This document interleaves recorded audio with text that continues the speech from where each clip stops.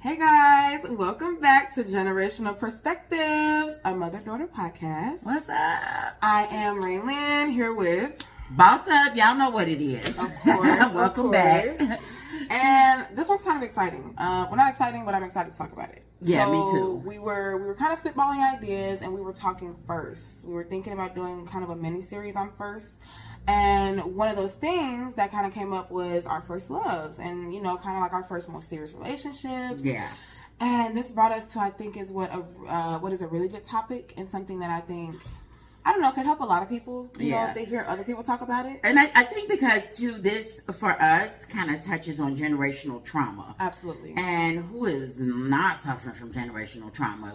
And you guys would be surprised to see, how generational it really is for us. Because it gets really deep for us, and you'll see what we mean. So I wanted to bring this in by just kind of asking you about your first love. Ooh, you know what's crazy?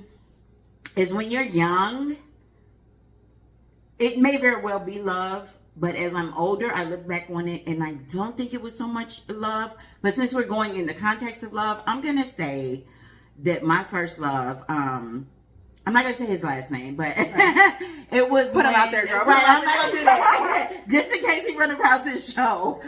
His name was Martise. And I think I was I've heard of Martise before. Yeah, I think I was 17, maybe 18. I showed you his picture once before, right? Absolutely. Mm-hmm. Fine. Mm-hmm. Don't get big-headed if you're watching. We love you, Martise. I love you, but yeah. So that was, I think, my first love. And how did that go? I mean, how did that go? How did that end?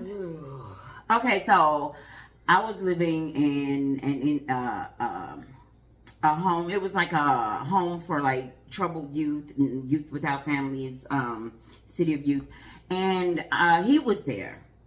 And all the girls, on that campus loved them some Martise. They wanted them some Martise. And you know what's crazy though?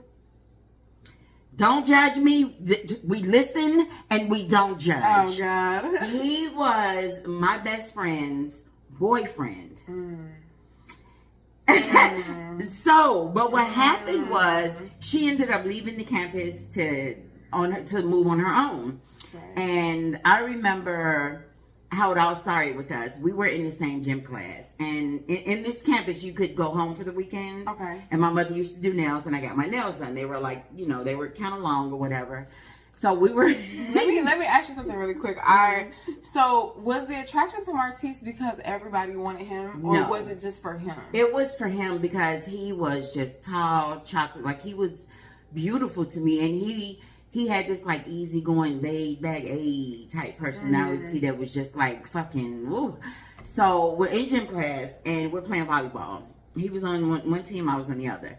And so I was ready to play volleyball. And as I saw the ball coming towards me, I thought, this is my moment. And then as I went to raise my hands up, I was like, yes, I'm not breaking my nails.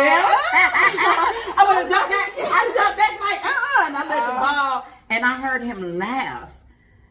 He laughed out loud. And I was got him.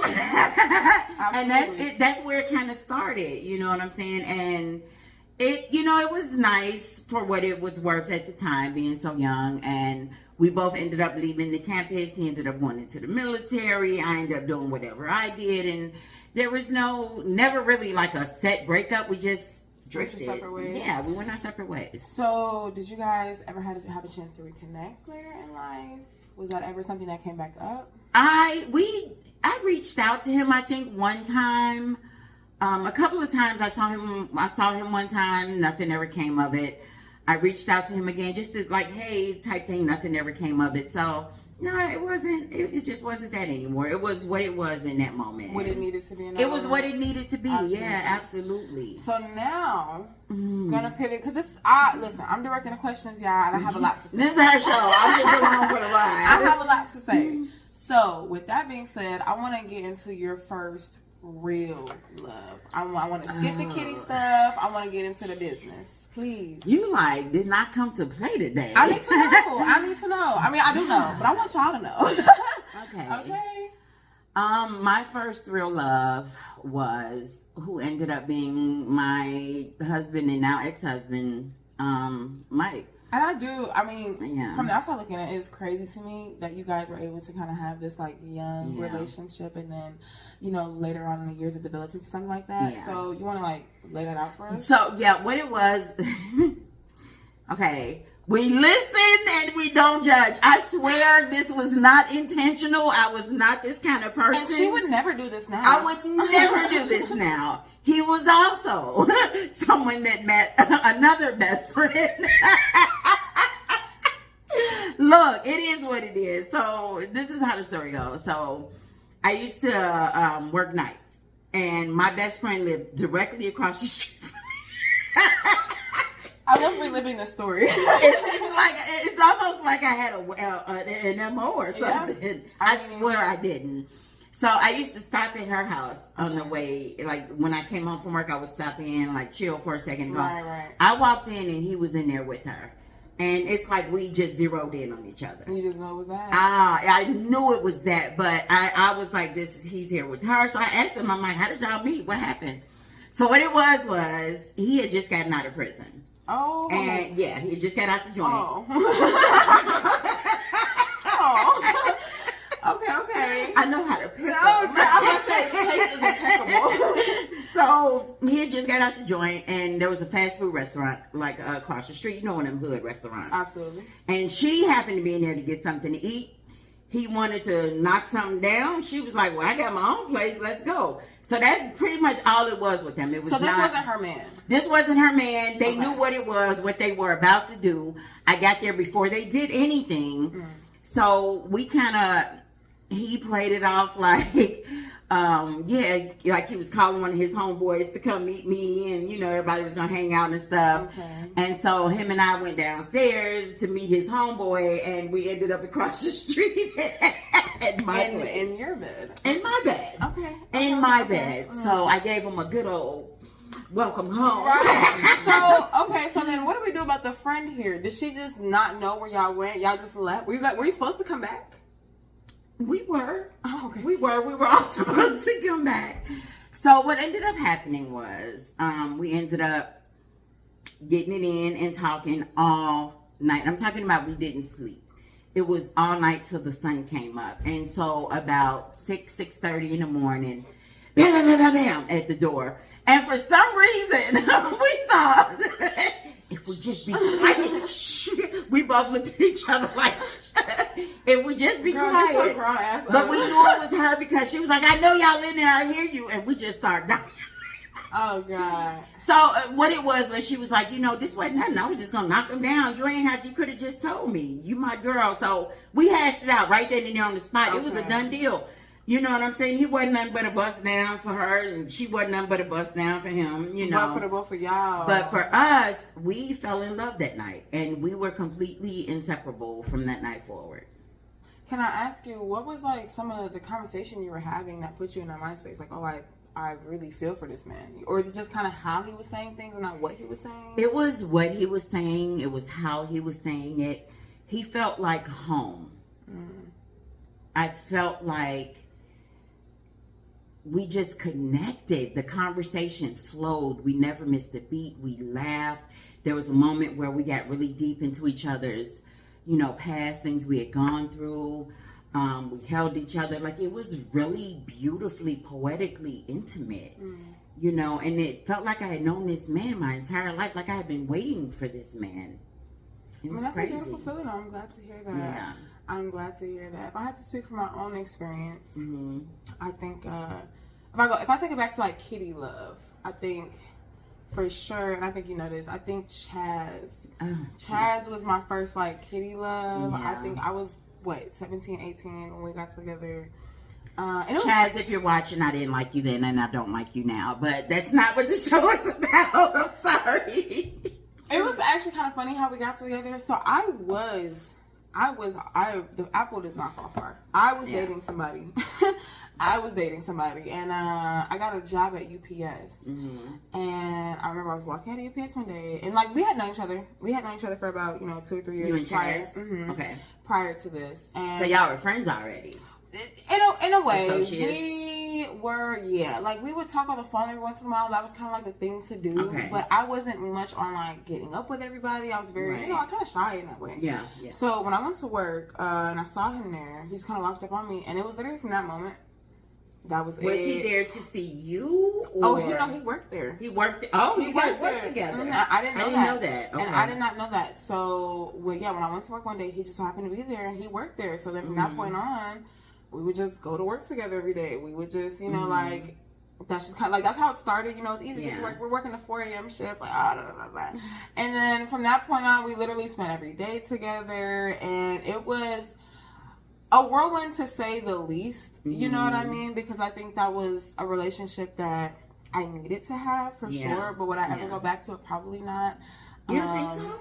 No. Why not though? No, actually, what's kind of crazy is Chaz has we actually talked recently and like thought about trying to but I think people separate for a reason, and I think that we had the time that we had for a reason. Like I think that we're two different people now, and I think that when we look at each other, we still see those same kids, and I don't think that'll ever change. I think that's okay though. I'm glad that we have that with each other, because I would always like to remember that part of my life. Like even though it was crazy at times, like. That was, for all intents and purposes, like my first love. I didn't know relationships before I knew one with him. So it was nice. I loved it. I liked it. But I'm a firm believer that everyone comes into your life for a reason. Absolutely. Either for a split second or a lifetime. And your function, your purpose is to get whatever it is that you're supposed to get from that. So do you feel like you got what you were supposed to get from that relationship? I think in the time, no, because I don't think I could was ready to understand exactly what I needed from that. I think later on, yes, it is kind of hilarious to me how literally as you get older, you feel your frontal lobe developing. It sounds so silly, but I have moments in my life where I distinctly go back to moments with Chaz, and I realize kind of just what I don't want in a partner, like what doesn't do it for me, and then too in that time being with him, I had the idea in my head that I want this man, so I could just be this girl and And I think it showed me to never let a man have control over anything that's going on.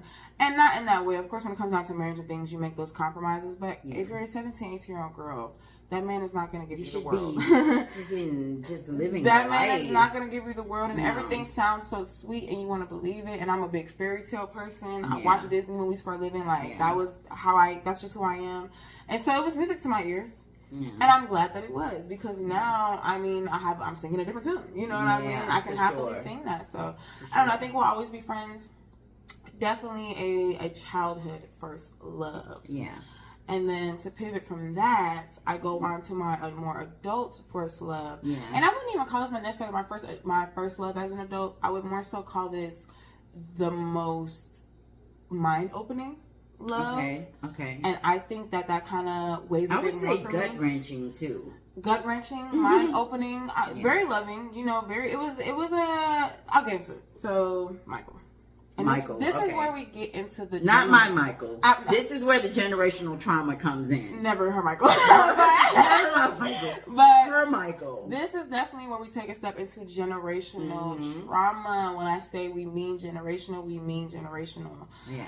My mother, and my grandmother have all loved a Michael alike. Let me break this down. So, I met Mike at work, and we worked together for about a year. And I remember we had one drunk night, and we cuddled. And then from that point on, it was pretty much that. I have a really bad habit of the minute I like somebody, you're my man till I die. I do that to everybody. My man. I have that so bad. And I exited my last relationship with the idea that I was going to be single. I'm young. I'm going to do this. I'm going to do that. And then the minute I find myself liking somebody, it's all caution to the wind. It was crazy. Yeah. And it was great. It was one of those relationships where I felt like we really understood each other's humor, understood the way we thought. We almost had telepathy. You're not because when you guys were good, you were like this. It was something to behold and something to watch. I loved it. To the point where we kind of held it as an accolade that people were kind of jealous of us. Yeah. They wanted to be when you guys were good, you were relationship goals. Yeah, for an sure. extent. And I think that kind of carried it too, as to why I stayed through the upcoming discussions. But So what changed in that relationship that made you realize? This is what I say is a very slow turning point. Yeah. I think for men who put women through abuse, it is very slow. A very slow thing. You know, it starts off with maybe one drunk night and we get into an overly heated argument and it's like a little bit of pushing, you know. Yeah. And then it got to points where, like, I'm talking sober, drunk, whatever, the gaslighting, the emotional, the physical, the verbal abuse was just out of this world. And so, and we had kind of been taking a turning point. We were together for about 2.5 years. I think at the end of that first year was kind of when I knew that I had to get myself out of that situation, because it hadn't even gotten as bad as it could. Yeah. I just could feel it. It kept escalating and escalating and escalating. And I was so just hopeful. Yeah. I think I was so glad to be with somebody that I thought was so much like me that I just assumed that things like this were kind of part of the turmoil of a relationship, especially being as though where I've come from, you know. Yeah. So I'm thinking maybe, you know, you just go through this and get over it. Yeah. No. Down the line, more fights, more physical abuse. I mean, more than I could even comprehend that I would ever go through. You know what I mean?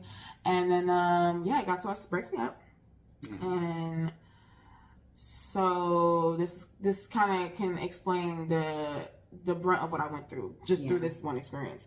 He came home drunk, as I asked him not to many a time. And I think we had already been technically broken up, but I was giving him an opportunity to kind of come show himself. Let's just point out that liquor. Oh, it carries. But he had his issues, but the liquor exacerbated those issues. It would be to. Oh my God! Go ahead. No, I mean, because you're so right though, because we could have the same argument, drunk and not drunk. Yeah. And it would be two different outcomes. Two different people. Every time. Two different people. So he comes home and he's drunk.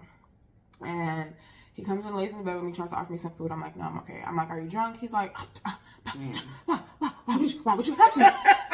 Oh, okay, sure, whatever, you're not. So move on. I go lay in the bed. He brings me food. I tell him no. I'm getting ready to roast a blunt. I'm like, you want to smoke a blunt with me? Because I'm trying to like calm down a little bit. He's like, yeah. I'm getting ready to roll this blunt. As I'm trying to roll it, he just keeps turning his light off. I'm like, I need to roll this blunt. You know what I mean? Like, turn the light back on. He's like, oh man, I'm like, bro, like, turn the light back on. He's like, so your light, like, because I guess I said my lamp.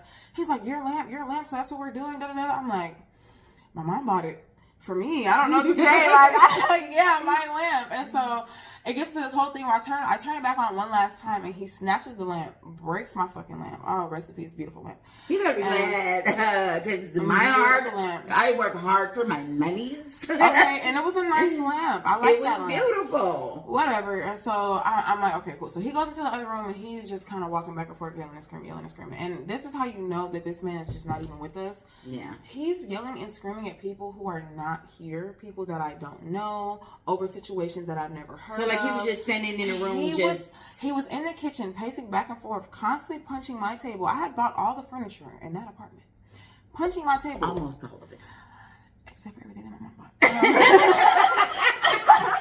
So he's just like, yeah, motherfucker. Like, he's like, oh, like, you know, he's a part of hood politics in Chicago. I'll say that much. So he's yelling about any nefariety you could think of involving hood politics in Chicago. Yeah. As well as yelling at people that we both know that I don't quite understand, then talking that were nowhere in the room. That, I mean, just a couple minutes ago you were best friends with, so I'm not quite sure where this is coming from. Anywho's way down the line, fight. We're fighting. He throws me out of my own apartment. After trying to fight me from leaving, first he locks all the doors and closes me in. So you can't leave. And this was a very common occurrence. You don't want anybody to know what you're doing. You don't want anybody to hear what you're doing. When you walk out the door the next day, abusers never want other people to see them. You want all the neighbors to look at you the same. So that's what we're doing. We're saving face. He's very preemptive, even in his drunk states. Claps to him. So he throws me out of my apartment. I have on a t-shirt and underwear, and I'm walking the streets with a piece of glass stuck so far on my foot that I can barely walk. And I flagged down a car. It was a very nice man with a little headset. He gives me his headset. I call 911. I have a very special person in my life come pick me up, and we have to literally drive around the block looking at him so I can tell the police where he's at. Because one thing about Chicago police, they will not show up and they do not care. They do not care. I called 4 to 5 times. They finally came on the 5th time. And I let them know he was outside with a knife, which he was. Yeah. And he threw a giant rock actually at John John's car, trying to, harm the car. Yeah. And this is my favorite part. I hope you guys enjoy this one too. The police get there, and I am in shambles. I am really to the point where I cannot even speak. Yeah. I am just like dumbfounded, to be honest. Like, I can feel my life about to change in this moment, because we've spent 2.5 years together. Like, this was the person I've been with. Yeah. And now I'm knowing that I'm going to have to give up what I worked so hard for to kind of like maintain. So I'm talking to the police and and mind you, as I'm talking to the police, he's talking to the police, and they're asking him to put this knife away and put it down. He's saying, if you touch me, I will F you up. I mean, constantly berating them, constantly telling them that he'll do something to them, constantly throwing threats. Mm-hmm. And the police officer, it was 2 of them. It was a kind of a taller Mexican man, or Latin man, I'm not sure if he's Mexican, and a black man, a bit shorter.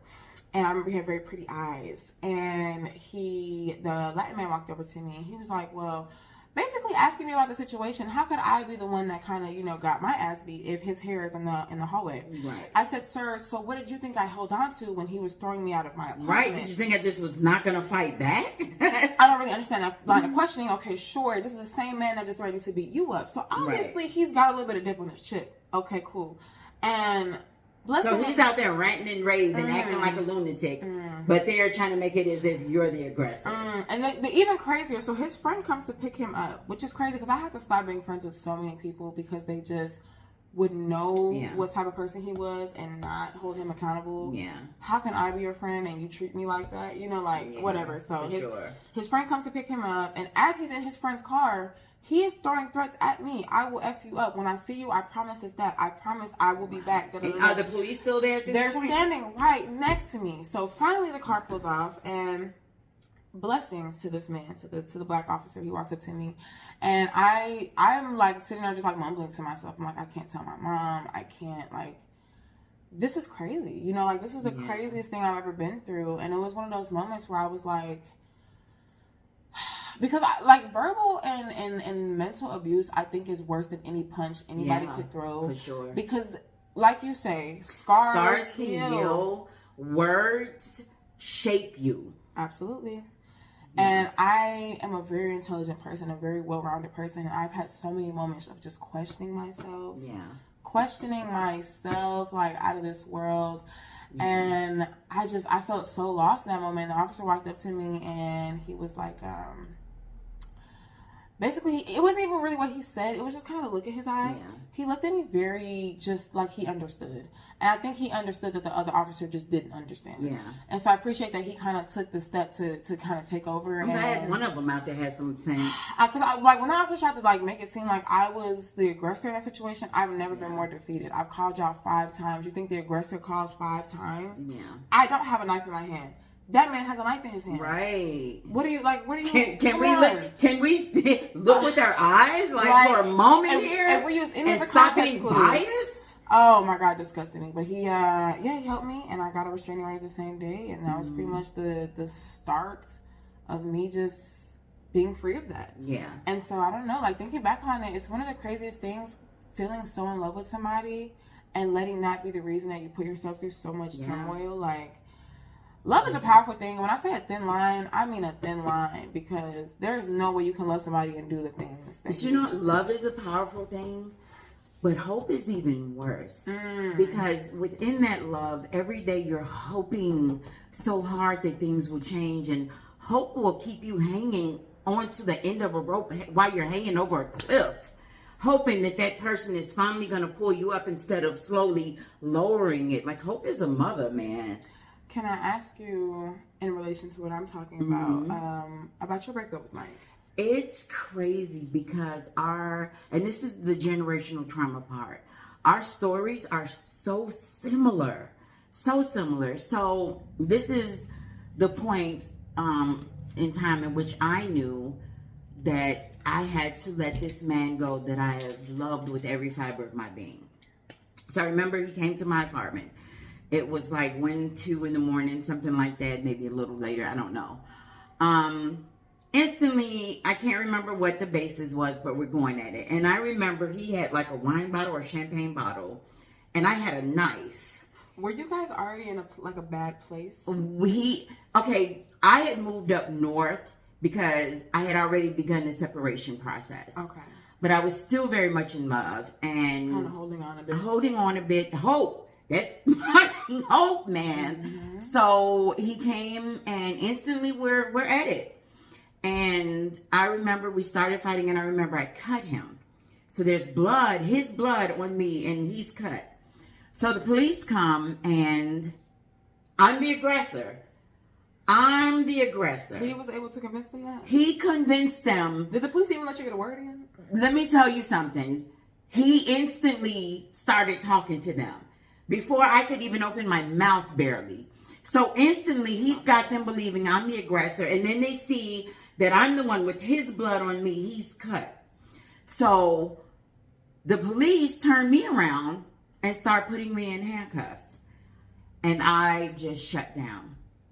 I couldn't find the words to say anything. I shut down, and I'm just looking at him while they're cuffing me like, how dare you? Imagine having gone through all this abuse just to be looked at as just the for person me, in the wrong. Girl. That's so I shut down. I didn't fight it. I let them take me. In their minds, I'm the aggressor. I don't care. Just get me out of it. I'll be that. So I ended up going to jail, and I'm sitting in this single cell. And I'm just sitting in there, and the officers kept trying to come back there and talk to me. I'm not saying a word. I'm sitting there with my arms on my knees, leaning forward with my head down. I have nothing to say. I couldn't say anything if I wanted to. And while this is happening, they're up there talking to him. And he's spinning his lies. He's spinning his lies. He's making it sound like I just attacked him out of the blue. Manipulators, like abusers, are the best narcissists. I have never seen, like you were telling me earlier, charisma carries. Mm-hmm. Charisma, if you can say it with enough gusto, oh honey, they're believing you. Especially if you have a dick between your legs. Most narcissists are completely charming. Your Mike, when he wasn't on his... You would never think. He was so charming. You would never think. My Mike was so charming, and everybody liked him. And so the police bought it for however long they bought it. As I'm sitting there, I think maybe an hour or more had gone past, I'm not sure. Finally, a black male police officer walked back there, and I remember he put his hand on the bars, and he was like, he looked at me and he was like, I know what really happened. And he was like, I know you're not the aggressor. And I just looked at him, and I broke down. Oh, honey. And it not only broke down because somebody had the sense enough to see, but broke down because I knew I was done. Mm-hmm. I could not take one more bruise. I could not take one more knot on my face. I could not take any more hiding in my apartment until I healed. I could not take any more. This man had beat everything out of me. That is one of the biggest, hiding in my apartment until everything healed. When I say that he would close those doors so nobody could hear me, I did the rest of the work for him because I didn't leave the house. I didn't want to be seen. I couldn't be seen. I remember distinctly a time I called my boss freshly after getting my ass stomped. Yeah. And I called her and I said, Megan, I cannot come in. Yeah. I was like, I can't have everybody look at me like this. I'm such a, and I told her, I'm like, I am such a courageous and like, because it's like, I'm not this girl. I'm not this girl who lets a man beat the dog crap out of them. I walk around with so much confidence. If I walk in with these bruises on my face, that would just diminish everything in me. I couldn't possibly be seen like that, but I'm sorry. So, I broke down for so many reasons in that moment because I knew I had to be done. I knew I had to save myself. I had to get away because love just wasn't, it wasn't. And how dare you do this to me? How dare you have me? I'm green. I'm this girl that was going to school, college. I'm living my life. I get my own. And you do this to me? Is this, and I remember thinking, if this is love, I don't want no more. Lord, please take it away from me. Take it away, take it away. And the officer told me, he handed me his card through the bars. And he was like, if this man ever does this to you again, you don't call 911. You call my cell number personally. And I took that card, and that was the day that changed everything for me, and I was done. I don't think people realize how much small gestures go when it comes to things like that. Because that could have been the day that you decided maybe you were done. I mean, in the worst case scenario, trigger warning, of course, but like that could have been the last straw for me. Yeah, absolutely. And had he not done that, who knows? Who knows? Because I was that defeated. I was that broken. Like, how did this man go from being, I can see spending my eternal life with him, to being the man that I'm afraid of? Absolutely. I don't know, like, because even when I think back on my situation too, I would have just taken my time. Yeah. Because yes, I was very much so in love, and I think everything happens for a reason, and I'm so glad that I got the lessons that I got from the things that he put me through. Yeah. But it was like, so like when we got together, I was already making so many pivotal changes in my life. Yeah. I just got my first real apartment, finally getting away. I got this new job out in the city, this and fourth, like I'm just doing all these things and I'm making all these like doing all your big girl decisions, and it's like in my mind I was happy to have a person to do that with. Yeah. But it's like, girl, appreciate your life as it comes. Don't let anybody else take the joy or the spark out of a moment for you. And I think I was allowing that too much because I was okay with like love kind of carrying on, you know what I mean? And like, how can I be okay with that if there's like barely any love? You know what I mean? Like this can't be love. Like when the venom starts to outweigh the love, there's got to be a shift. Something's got to give, and it was us having the strength to say enough. When do you think? Like, when do you have like a moment maybe when you feel like you finally healed from the first round of Michael? It took me, let me tell you something. It took me a very long time because I was 10 toes. I was everything. You can have everything that I am. You know what I mean? So it took a very long time for me to get to that space. And I what was the question again? Because I want to make sure I'm answering this right. A moment where you feel like you finally healed. Okay, so I remember because I just couldn't look at men. I didn't want them around. I just wanted, don't even breathe in my direction. And I remember quite some time after that, I went to a house party up north. There was house music. They had rented like this warehouse space. And I was like, I'm going to do something for me. And I went by myself. And you know how I am. When I'm in the moment, I'm in the moment. And I was just dancing by myself. I didn't need anybody to dance with. I don't need nobody to buy my drinks. I was there in the moment with me. And somebody caught my eye from across the room. And when I found myself, it's funny because I was looking at him and I'm a little intoxicated. So I was like, I wonder what his lips taste like. So I realized in that moment, like that was my moment. Like I'm past everything because I found myself thinking about it less. I was back into the swing of life, and the living, land of the living. And I remember looking at that man and it dawned on me sometime later, like, yeah, I'm back. I'm back, baby. Yeah, even allow yourself. Yeah. No, I definitely, I get that because I feel like when I first finally separated from Michael, oh, honey, I couldn't eat. I couldn't sleep. I couldn't breathe. And it wasn't even the loss of Michael. I think life is already so hard that when I finally got to a point where I felt kind of comfortable, and I felt like I had somebody to do this with, and like everything like that, and I kind of knew that any hardship I came across, it would be a 2-person job every time. You know what I mean? And so for me, I'm just thinking about like life now. You know what I mean? And it's so crazy because that is such a momentary. I think I felt like that for like a week. Yeah. And it is such a momentary thing because I think what finally got me out of it. Because I have been ready to leave Michael for a while. So it took me about like a week or two to like get over the boo-hoo crybaby phase. Yeah. And then I finally got, I started a new job actually. I started a new job in Wrigley, and I'm like hosting for a restaurant. Oh yeah, I remember that. Okay. And oh wait, you talking about your job now? Yeah, I remember that. it was so we would literally do everything together. You know what I mean? Like every step I took, every breath I took, like we were doing it together. And so it was me kind of getting up every day and just going to this job, even though I knew I didn't want to. I was so depressed. I was so just taken out of it. And then because I was scared to quit my last job. Yeah. And so I was kind of learning in that moment about myself. It's water, sorry. I was kind of learning in that moment about myself that I'm just a kind of afraid of change person. You are. Yeah. You are. And I think if there's anything I can take from that relationship, and the most like notable thing is that I was able to, in so many ways, break out of that fear for change. Yeah. I didn't want to quit my last job, not because of anything other than I just was scared to be around new people every day. I was scared to put myself around new people every day.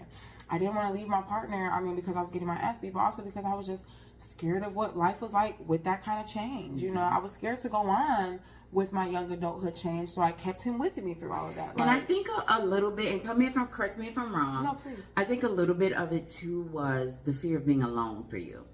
I don't think you haven't learned how to appreciate the full extent of your company. When I look back on it now, I think it's the fear of being alone. But I genuinely feel that fear of being alone came out of just the fear of change as an adult. Okay, that makes sense. Because I feel like... So it's kind of intersectional in a way. Yeah, I feel like it kind of just overlaps in that way, only because I feel like there was, like, right before I got with Chaz, I was kind of very much so alone. You know what I mean? Like, I was hanging out with my friends and stuff every day, and we would do this, we would do that, da-da-da-da, but, like, for a while I was living alone, like, just doing all these things. Yeah. And so I got to a point where I was really okay with kind of making my own plans and being excited about the day. I think in that relationship, I got so complacent and just lazy. I didn't do anything. I didn't want to do anything. I don't know if it was the sadness or what that was just carrying me, but I was just way, way, way too complacent.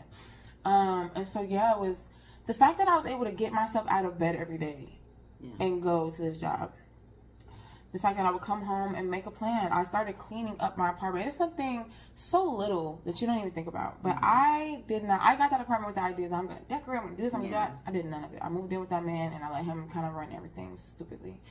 And I finally cleaned my apartment. I finally went shopping for decorations. I called her one day. I'm like, girl, I need to go get some decorations for my apartment. I'm like, I need to do something because I need to feel like this is mine again. Because it is mine. Yeah. And I let somebody take that away from me. And I would never, ever, ever do that again. Like, ever. You can love somebody from a distance. And that's okay. Like, I would never put myself back in that position. So, let me ask you this. And you can answer me the same. Do you see yourself at... Okay, let me just say this. Michael and I ended up meeting, like, up 26 years later. And we got married, and then we ended up divorced because he changed at that point. You know, he was no longer putting his hands, and we still had our issues, of course, or we wouldn't be divorced. But do you ever see yourself reuniting with him romantically in the future at any point? Oh, absolutely not, no. Mm-hmm. I think that the relationship that me and Mike had was very special when it was special. Mm-hmm. I think that we really loved each other, and I think that we bond in a way that I don't bond with many people. Yeah. But I can say that for every friend I've ever had. Yeah. I can say that for every partner I've ever had. Yeah. You know what I mean? I almost wish that we would have just kept it platonic because I would have enjoyed just having this friend. Yeah. And I would have enjoyed just not knowing him as much as I do, to be honest. I think it's almost like a negative for him that I know too much about him. You know what I mean? Like, I know too much about you, and there's nothing that you can tell me that will ever make me feel like you know what change is. You can't look at him any differently because he's already established who he is in your eyes. I cannot. It'll never change. Like, it is, when I, like, talk about, like, verbal and mental, I have flashbacks, not of getting hands put on me, but flashbacks of moments where I was literally made to feel so stupid, and small, so just like just a piece of garbage. Like, it is like a feeling like no other, to be made to feel like what you know is true is not, because this person is willing to, like, bet his life on it, even though he is lying. You know what I mean? Like, even though this is not true, for sure, and you're being beat over the head with it so much that you sit there, you really question yourself. Damn, is he right? To the point where it's 3-4 o'clock in the morning, I'm calling my mom, trying to figure out am I delusional? Am I crazy? Like, I can never let somebody do that to me again. And there's really nothing in this world that he could say that make me feel like he's not that person. Yeah. I'm sorry. I would have to see astronomical changes, because it's not just your physical and mental and all the abuse that comes with you. Yeah. You're an irresponsible person. You're just not very well kept. You're not very well, you're not very well thought out when it comes to day-to-day decisions. It's just the little things. Yeah, it's the little things.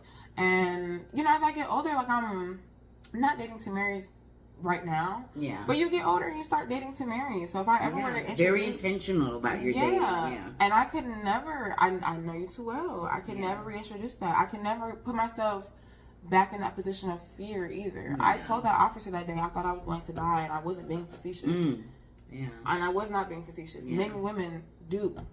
And I won't be one of them. Yeah. I could not be one of them. And I mean, rest in peace, and my heart goes out to anybody that has gone through anything like that. But I just could never allow myself to just... like, no, you know what I mean? Like, I cannot be my story. It cannot be me. Yeah. I pride myself on how strong I am. Why would I let myself in this moment not be that strong person I've always been? So for sure. But I mean, now after, because do you want to describe kind of like the second half of your relationship? Okay, so like I said, Michael and I ended up together 26 years later. We met up, and we ended up getting married very quickly.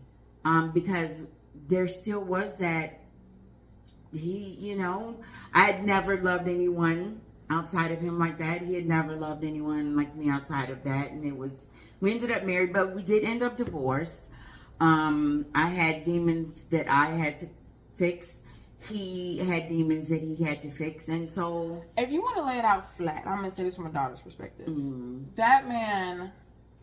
had a woman who was okay to be down through everything. Yeah. And when it was time for him to do what he had to do, he was not there. And we just talked about this recently, but I'll say it again, and I'll always say it, because I was not very fond of Mike for a while. I appreciated him because when he came into our lives, he did what he needed to do as a man and showing how he could be as a potential father figure. I appreciate that, but I had a father figure, and I'm okay. You know what I mean? Whatever. And I'm watching this relationship progress, and I've never seen somebody hurt my mother more. And I've watched my mother hurt herself. You know what I mean? Like, I've watched you hurt yourself. I've watched you put yourself in those bad spaces. I've watched you put yourself in those negative mindsets. I've never seen somebody hurt you more. And I would never, ever, ever, ever, ever, ever wish that on anybody, especially not you again.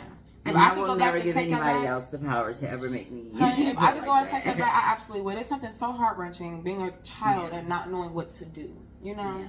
So I think that a lot of that played into, yes, Michael had great relationship with his mother, his sister, whatever, but his overall relationship with women, I think, damaged him in a way that I don't even think now he fully understands. Because I always was made to feel like I had to prove something to him. Like, he always, and we had this, and I used to tell him, just because he would always call me a soldier. And I'm like, just because I'm your soldier doesn't mean you always got to send me to war. I'm fucking tired. I can't get a break. Like, can I? Is the battle of the fucking USS Mike over? God damn. Yeah. But I think that he had to fix whatever he needed to fix about himself, and in that space, decided, hey, and it ended up being mutual, because I'm never going to, when somebody tells you they don't want you, I'm never going to say, want me. No, I'm going to say, I'm going to fight for you. But when I ask you, are you in love with me? And you can't answer me, it's time to go. And so, we needed that space, and we came back and we're friends now. Like, I love him to death. He's friends. I honor the journey that he's on, but he just could never show up for me the way I needed him to. Yeah, because you just said a minute ago, always having to prove yourself to something. Oh yeah, when does he prove himself? You know what I mean? When does he become? Michael is a runner, and I love you, and I love you, but this is my story. Michael is a runner. When things get too heavy, when they get too deep, he shuts down and he runs. That doesn't work for me, because when stuff gets deep for you, you're not standing there. I'm right there with you. This is our fight. This is our, you know what I mean? He's a runner. At least he was in our marriage.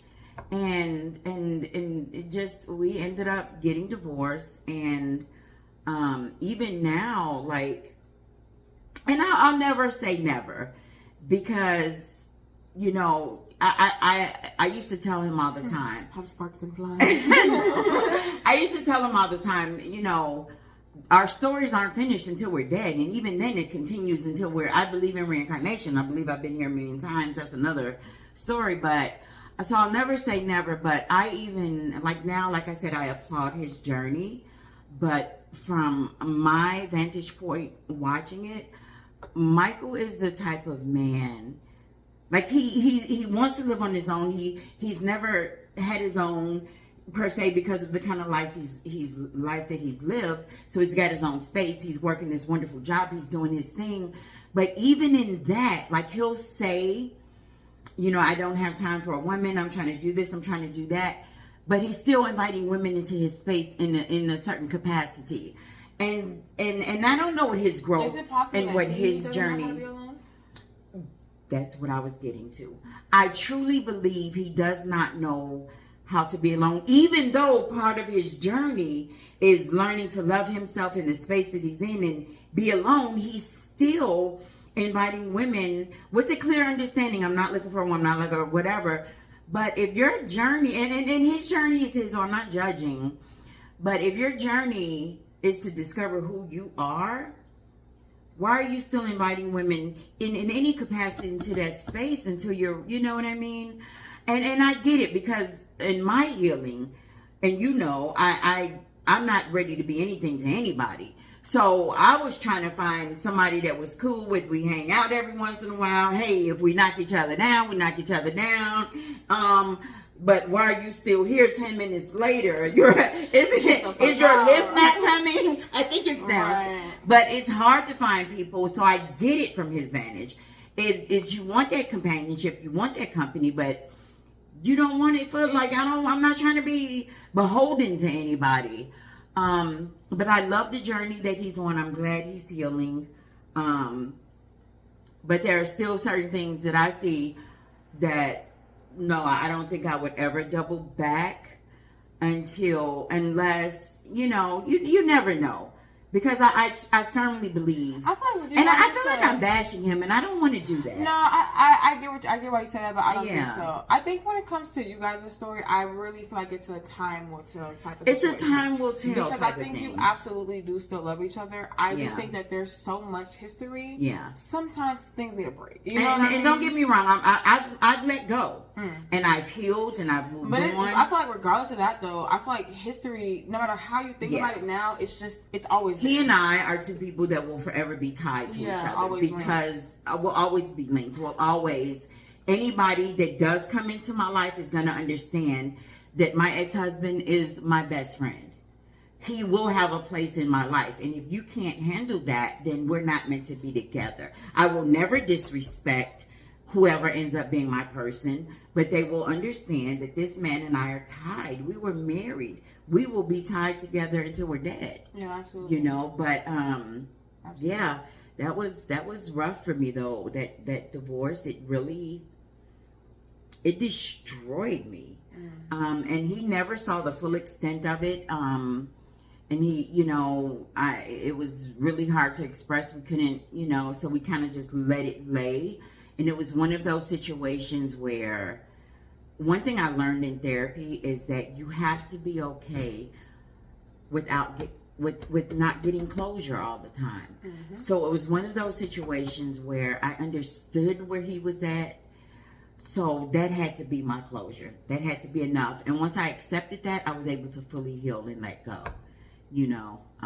So yeah. But no, definitely, I mean, from the outside looking in, it was definitely a long journey. But it was. I adore Michael now as an adult. Yeah. I think as a young lady, it was a lot different, you know. Just I absolutely adore where he's at in his life now. And I think touching on that, I think one thing I want to focus on a bit too is like men's mental health. Yeah. I think a big reason for why some men find themselves in positions of being manipulators or being abusers.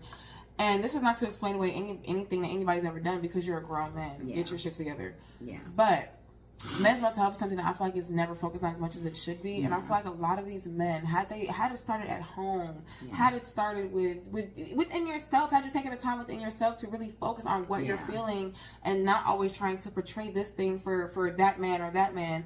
Be you and appreciate who you are and appreciate your journey on mental health just as much as anybody else around you does. You know what I mean? Don't let yourself fall so victim to not wanting to seem this way or that way that you become somebody that people cannot stand.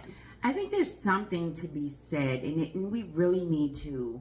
And I know it's with men from all ethnicities and races, but it's really huge in the Black community, where Black men, you don't cry, that's weak. You don't show emotion, that's weak. You don't, because even Michael refuses to get into therapy, and that's his choice. He's dealing with his trauma his way. I actually have but I hate that is a thing for Black men in our community. I was gonna say I have a very long thought process on this because this goes all the way back to the end of slavery. I think that Black men had to carry the households because women just simply weren't allowed to work or go do this or go do that, and then I feel like it just started from there.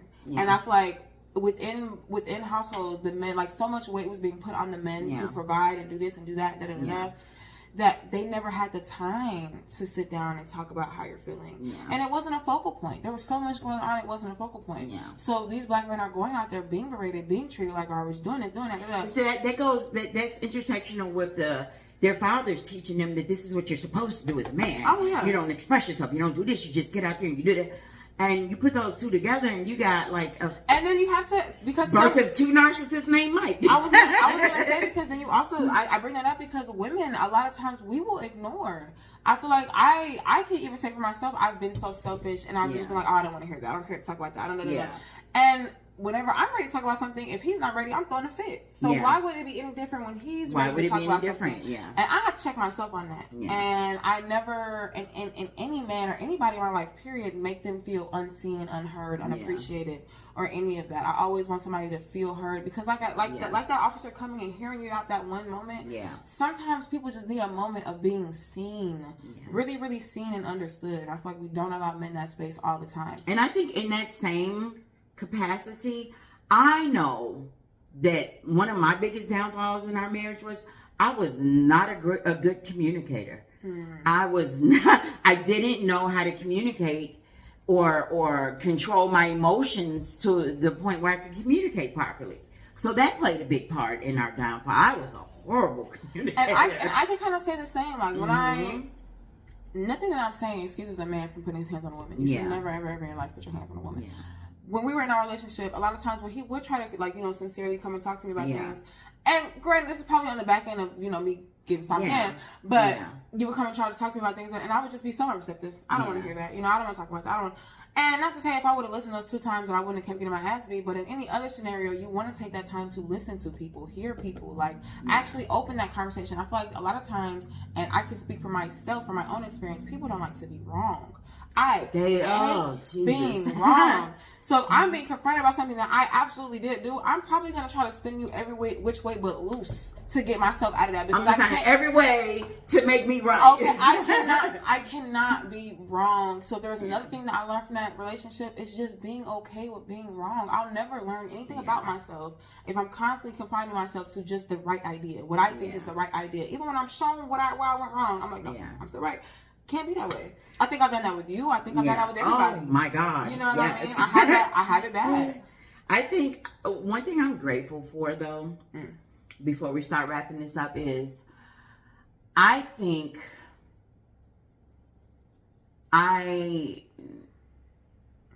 one thing about my marriage is it made me very self-aware.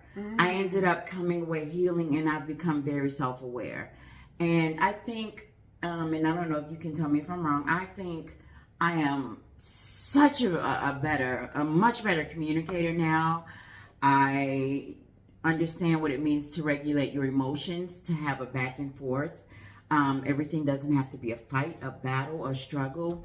So I'm very grateful for every lesson that I obtained through that marriage. I'm very grateful that he and I are now able to stand in the space of being really good friends, and we can talk to each other about anything. And that's the one person on this planet that I know outside of you that won't judge me for a damn thing. You know, so I'm very grateful for what we were both able to salvage from that relationship and then build something even better, which is a really good friendship. And I'm proud of me. I'm proud of him. I'm proud of you.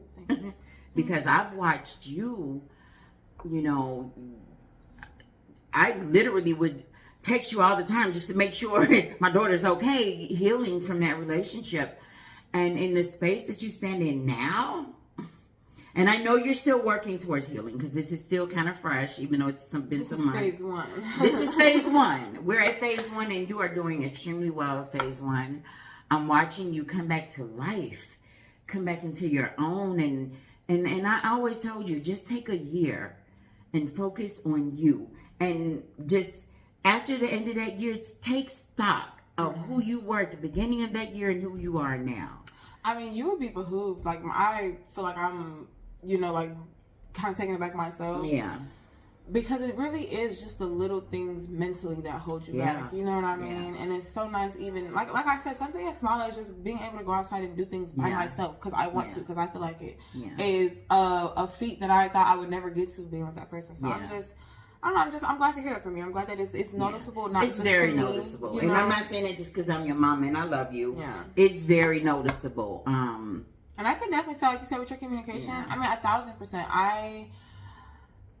Like the little girl in me, I feel like I finally have the patience from you that I've always wanted. Yeah. And so it's really, really nice because I feel like this is a very tumultuous time in my life and I need that. There's only so many people I talk to. Actually, there's only one person I talk to. You know what I mean? And so it's nice that even if I'm coming to you with an attitude or I'm mad or I'm sad or whatever, I get nothing but just honesty, you know, empathy and like genuine concern, you know, like genuine like wanting to help and genuine wanting to like level with me and be here with me, you know, like because you know I never, even when you and Mike were together and you would call me, am I right or am I wrong, or I would have to go over there and mediate. Oh, you're not choosing sides. I'm not taking sides. I'm gonna listen. And hey, you are out of line, Raylin. Absolutely, because Mike, you are out of line. Come on, y'all. And that's what I did. It wasn't about taking sides. It was because if I'm always just like Raylin, then I'm doing you a disservice. Because how can you heal your toxicity if you're not being forced to look in the mirror at yourself? But looking at you now, like I said, you have come a long way from that toxicity. You still have stuff you're working on, as do I, as does everyone that's trying to heal. But girl, bravo, because it used to be I'm to punch you in your. I remember, but no, I'm glad, and I can say the same to you, Mom. Yeah. I don't know. I'm glad to be where I'm at, and I do. Anybody who finds himself in a situation like that, or is going through anything like that, or if you know somebody who's going through anything like that, sometimes all people need is an ear. You know what I mean? There's only so much you can say to somebody who's in the midst of abuse because it's such a hard place to get out of, even with yourself. So the words of others really go in one ear out the other, and you just need somebody in your corner. With that being said, I do want to just let it be known that this was kind of one of the first topics one of the first ideas on the topic of first. Yeah. And we were kind of thinking about making it a bit of a mini series, so I would like for you guys to maybe talk about some of your firsts. Maybe if you want to hear about more firsts from us, we can make a couple videos about that if you're interested in the series. And honestly, any other ideas you guys may have, we were just talking about.